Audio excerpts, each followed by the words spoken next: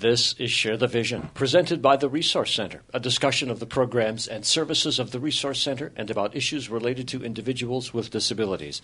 Today, we will preview the March for Babies coming Saturday, April 25th at Jamestown Community College. Joining me at this moment is Steve Watterson, Community Relations Director at the Resource Center, to get us started on today's show. Steve, first, thanks for inviting me back down to your administrative offices and what's sort of become our little studio here at Dunham. We do tape a lot of our programs down here, don't we, Dennis? It's an acoustically pleasant space, and we have wonderful guests to talk about the March for Babies, which is not specifically a Resource Center event. So weave together TRC and the interests you have here in the March for Babies.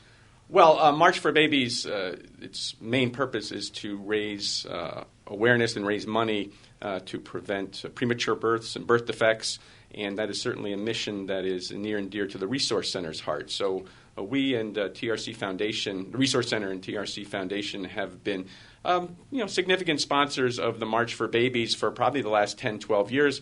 We get a number of our staff and individuals with disabilities who get supports from the Resource Center go out and participate in the March every year. It's a great event, and we are happy to give some airtime to promote the March in hopes that we'll get a great turnout from the community that day. All right. It is April 25th. Steve will come back with a little more about the Resource Center, March for Babies, and other things that are happening here in just a few minutes. But it is my pleasure now to introduce for the first time, I think, on the radio, Rita Grice, Community Director for the March of Dimes and the March for Babies. Rita, welcome to our show. Hi, thank you for having me. It is very nice. It's the first time. Welcome, and you've just come in from Buffalo to be on this radio program today, so thank you very much for that. Tell us a little bit about this year's March for Babies and the plans that you have at Jamestown Community College. Well, this will be our second year having it at the college, and we have shortened the route just a little bit to make it easier for all of the walkers, all of the families with strollers especially. It is a mile route that is right on campus. We don't have to be crossing any major roads, and people will be asked to go twice if they would like around the route. We are starting registration at 9:30 in the morning. And we will have a kids zone area to keep the kids entertained before that. Can anybody be involved with this? Who are you looking for to come and be a part of the March for Babies? Anyone can come and walk. It is a free event. We hope to raise funds for the March of Dimes and our mission. And we're really looking for families. We're looking for a lot of businesses to come in. We can have groups of, just one person, or we can have a group of 100 people. We don't specify. We really like to have a good mix of everyone involved. I would presume there's a website, someplace that people can go on the internet to get a little additional detail or perhaps even sign up if they want to? Yes, our website is marchforbabies.org, and you can find the walk on there, get the registration times, sign up. You can do online fundraising. We even have social media fundraising on Facebook as well. You can send emails out, and you can also solicit with just door-to-door with our walk brochures. This is an event that gets fun as well as challenging. I mean, there's a real atmosphere that sort of goes along with this. Talk to me about actually being there on the day, Rita. This will be my first event in Jamestown, yes, and then following my first event in Buffalo the next day. But it's a nice event for families. People really get excited to be there for the mission of the babies. They see a lot of kids that were born too early or have been affected by the March of Dimes, and they see them 2, 3, even 7, 8, 10 years down the road and are excited to see these positive outcomes because of the help of March of Dimes. So it really gets people excited. They want to walk and just kind of coming together as a community for the children in the area. Well, first, welcome to Jamestown for the first time for a first event here, and welcome to the March of Dimes. It sounds like this is all relatively new for you. Yes, I spent 7 years working in the food industry and dealt with sponsorships and special events, and I started at the March of Dimes in June, and now I'm still dealing with special events and sponsorship on the other end of the coin. Tell me a little about what you've learned about the March of Dimes and the March for Babies in the time that you have been working with the organization. Just give us a little bit of your education, Rita. I came in knowing it was for healthy babies, healthy pregnancies, and there was a big focus on prematurity. And what I've learned is that every baby born is affected by the March of Dimes. If a mother takes folic acid, that's due to education from the March of Dimes. If mothers are eating different grains and breads that are cereals fortified with folate as well, again, March of Dimes push to have that in the grains. And even the newborn screening that babies receive at the hospital, March of Dimes is always advocating to have more and more things tested in the hospital to prevent SIDS, which is sudden infant death syndrome, and to prevent any issues down the road with the children. So many babies are affected by March of Dimes. It sounds like you have become quite enthused and knowledgeable about the mission of the entire organization. Yes. Okay, let's get back to the March for Babies itself. Do you have a goal? Are there goals set for the individual event, or will you be happy to raise whatever you can?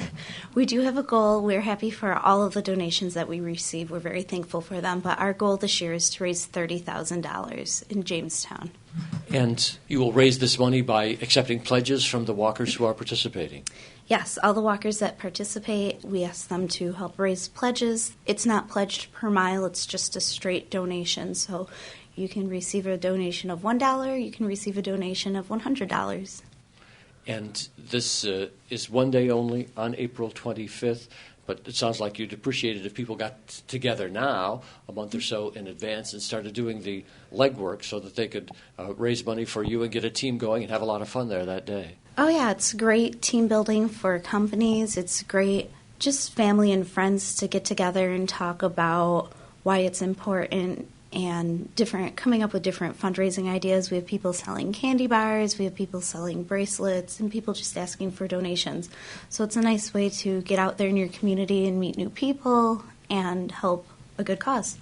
Rita, I'm going to have you listen to the stories that are about to be told on this program and give you an opportunity to comment on them in just a few minutes. But we're going to bring back some friends who have talked previously about the March for Babies on our Share the Vision radio broadcasts to recap their stories and encapsulate their interest for this year. And first among them is Jessica Holmes. She is, under the umbrella of the Resource Center, Administrator of New Vision Services. Jessica, welcome back to the microphone.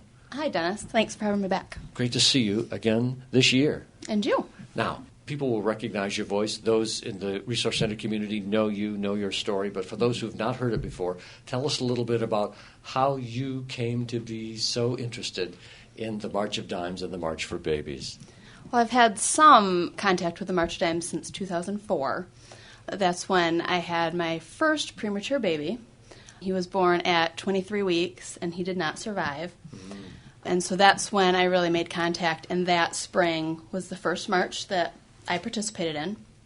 Back then it was in Lakewood, and I did that walk, and I did the walk for a few years after that. I wasn't connected to the committee at that point yet. I was just doing the walk. And then in 2007, after having been on bed rest at home for a few weeks and then 5 weeks in the hospital on bed rest, I had my daughter at 28 weeks. Her name is Alexa, and she's now almost 8. So after her birth and dealing with all of the issues with the neonatal intensive care unit at Buffalo Children's Hospital, that's when I became more involved with the March of Dimes, and I joined the committee. I was the team captain for the Resource Center for several years, and then last year I had switched over to one of the Resource Center's corporations, Filling the Gap, and so now I've switched to become the team captain for Filling the Gap and try to get as many people involved as I can and get people on my team. We have talked in past years about your experiences with premature birth, but I don't know that I ever asked you this question, at least this pointedly. Do you ever look back and say, why me? Did you ever wonder? You're shaking your head. Yeah. You look back and you just think, gosh, what could I have done differently? Was it something that I did wrong? Was there something that I should have done that I hadn't done? I mean, the doctors tell me no, it was just medical issues that, you can't control. But you always have that in the back of your mind. You wonder, what if? Alexa is your daughter. Yes. And how's she doing now? Now she's doing great. She's a sassy, crazy little almost 8-year-old girl, and you would never know she was born 12 weeks early. Do you have other children? Nope, just Alexa now. Alexa is your daughter and your prime focus, and I'm happy to hear again that she is doing very, very well, and you are doing well also. Yes. Yep. So, given this platform, Jessica, to encourage people to come and be a part of the March for Babies, what would you say to them? Let's leave the people in the room out of this for a moment. Just speak directly to the listening audience. Well, to me, it's very personal. So I always try to tell people, you really don't understand what it's like to have a premature baby until you've experienced it, and all of the roller coaster of feelings that you deal with when you're just laying in bed and hoping that that baby stays in for as long as possible.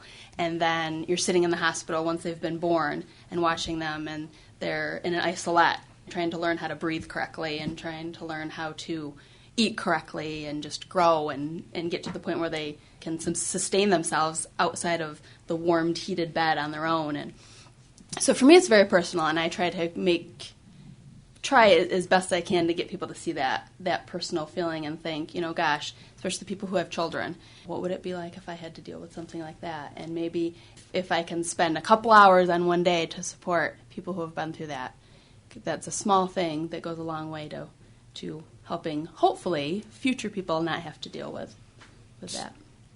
I just want to get a sense of this from you, Jessica. There was a certain anxiety that began at a certain point as you were carrying your daughter, Alexa, and that sustained for months or years after she was born. At what point did you finally breathe a sigh of relief and say, I think this is going to work out all right? Gosh. That long. Yeah, because, I was anxious the whole pregnancy because I had already had one loss, and I didn't want that to happen again. And I started having trouble right about the same point that I had started having trouble with my son. So that anxiety just built and built and built, and I think, I still have some. I'm just like any other parent, they're always worried about their kids. But I think she was in the NICU, you think, gosh, she's doing so well, she's going to be okay, but there's still that level, because anything could happen. And then I remember the day that she was sent home from the hospital, and I thought, I'm filled with excitement that she's finally coming home, but then I thought, they unhooked all the wires, and there's no nurses around, and how am I going to know if something's wrong? Before, if something was not quite right, an alarm would sound. Once you take those wires off, how do you know? How do you know what's going to happen? So then you take her home, and you think, gosh, everything's going well, but then you just it grows into that the normal parent anxiousness about you just hope that your children are always doing well and safe and happy. So over time, that anxiety waned away a little bit. A little bit, yeah. We heard Rita talk in the opening segment of the program about the way the March of Dimes continues to work to support all children, particularly children born in circumstances such as your daughter was. You must be reassured about the ongoing work that the March of Dimes does through the March of Babies and their research and all of that, so that situations as they develop in other families beyond this time will perhaps be able to be dealt with more effectively, more quickly than even your circumstances were. Yes, and I know that my daughter, when I was still pregnant and in the hospital, I had received shots of surfactant so that once she was born, if she did come early, her lungs would be born developed. She was 12 weeks early, and she only had to be on the ventilator for about 8 hours. And then they pulled her off and put her on a CPAP machine, which was actually very good for a 28-weeker.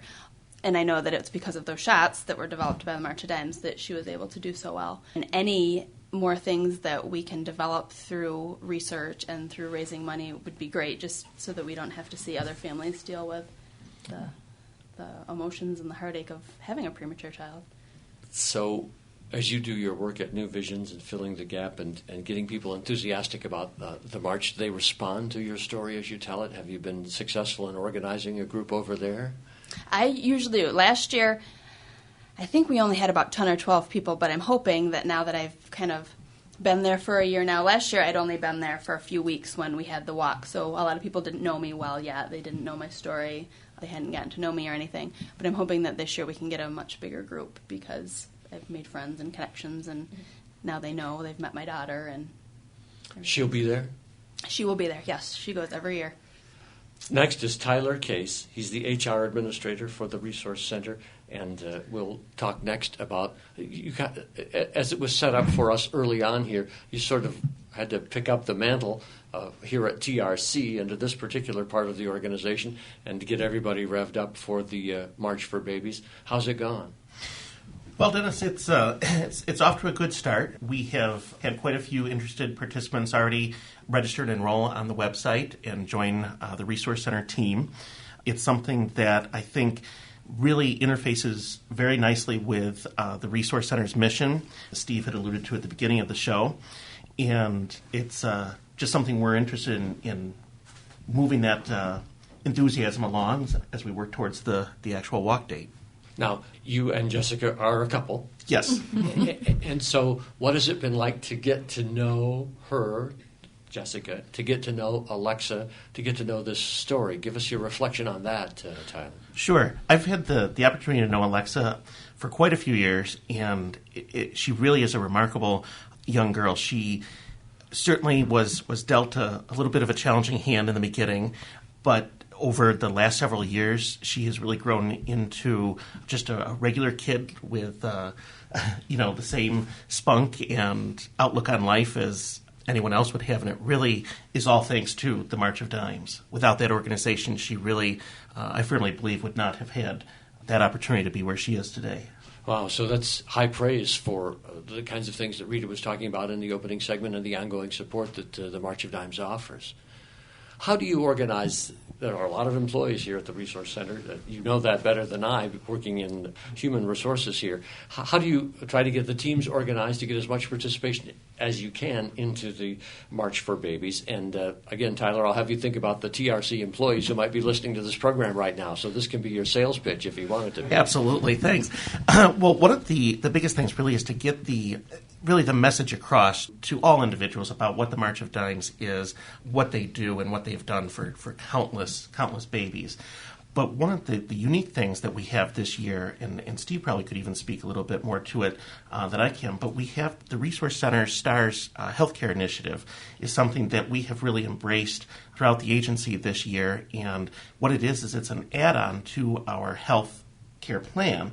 And participants who are involved in that have the opportunity to participate in this walk and in turn receive incentive points that they can use later on throughout the year to redeem for various prizes and things of that nature.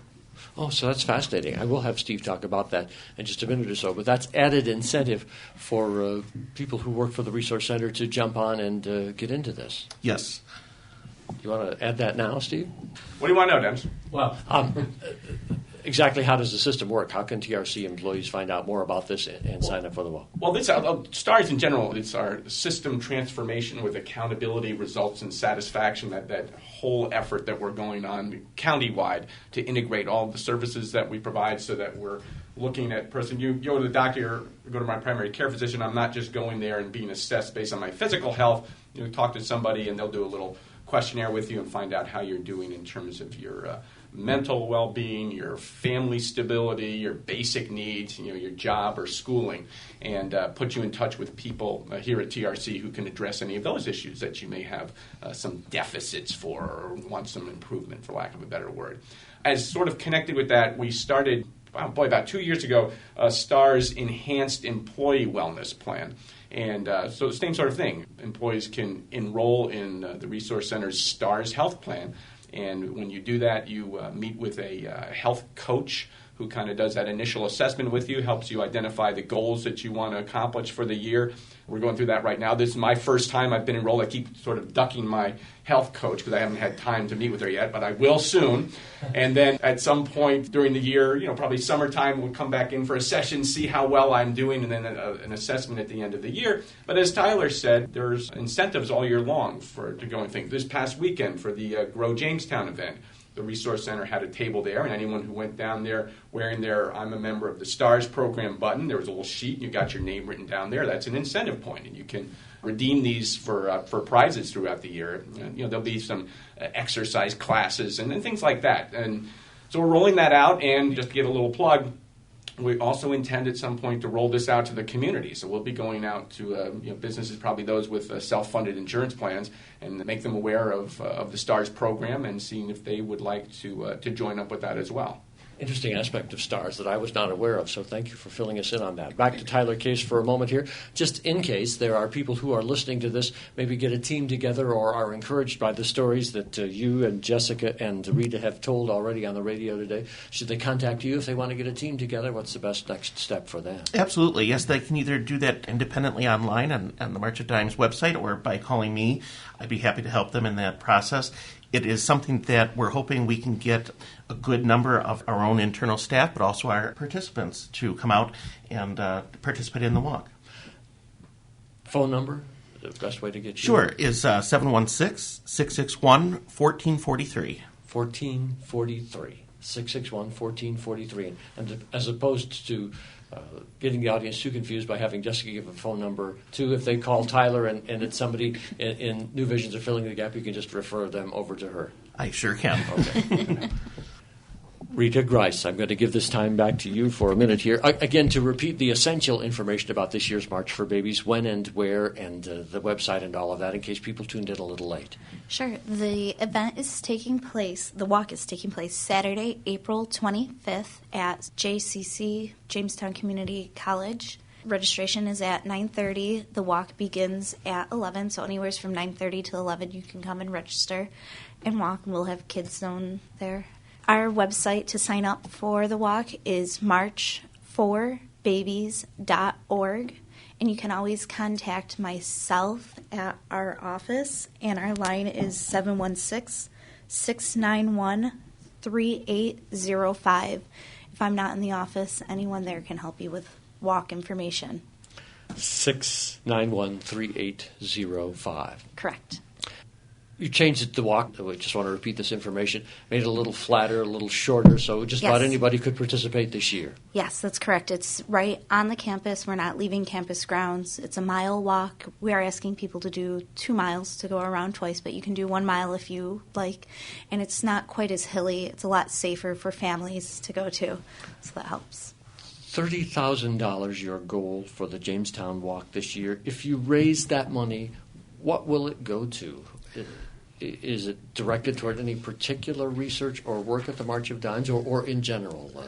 In general, we like to keep the money local. We've been working with the local health department, providing them with some materials on breastfeeding. The Chautauqua Department of Health has been really focusing on their breastfeeding initiatives, so we've been supporting them with some of the materials that we have. Kind of to go back to what Jessica was saying about she questioned what did she do wrong and why did this happen to her. March of Dimes nationally has a new initiative where they're doing centered research, because we know why some prematurity happens. Some prematurity happens due to smoking and the negative effects of that.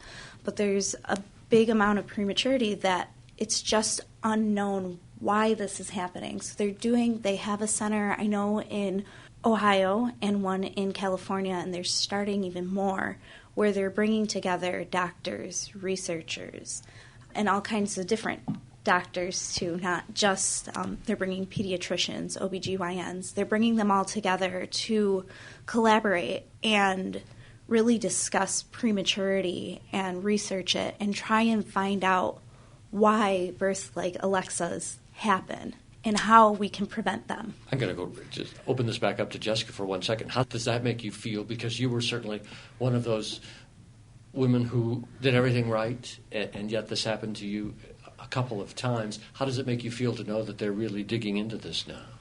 Well, that does make me feel good to know that, because it's very, very frustrating to sit back and do everything that you're supposed to do, everything your doctor tells you, and you still have something that goes wrong. So it's very frustrating, and if we could figure out why that happens, that would be great to save other women from having to go through the same kinds of things.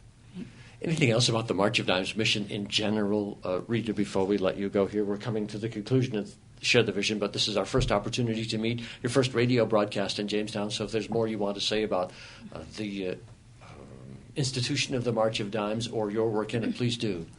Well, I would like to just say the March of Dimes, although we do focus on prematurity, we also, as we mentioned earlier, it's about healthy babies, healthy pregnancies.